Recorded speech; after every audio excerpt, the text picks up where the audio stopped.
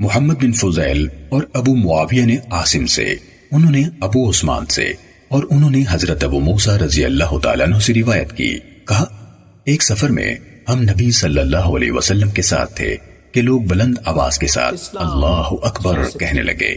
نبی صلی اللہ علیہ وسلم نے فرمایا، اے لوگو، اپنی جانوں پر نرمی کرو، تم نہ کسی بہرے کو پکار رہے ہو نہ غائب کو، تم اس کو پکار رہے ہو جو ہر وقت خوب سننے والا ہے، قریب ہے اور تمہارے ساتھ ہے۔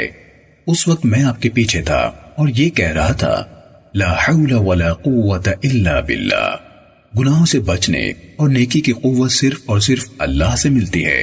تو آپ صلی اللہ علیہ وسلم نے فرمایا، عبداللہ بن قیس، کیا میں تمہیں جنت کے خزانوں میں سے ایک خزانے کا پتہ نہ بتاؤں؟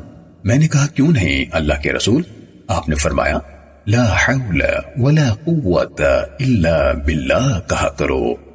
صحیح مسلم حدیث نمبر 6862۔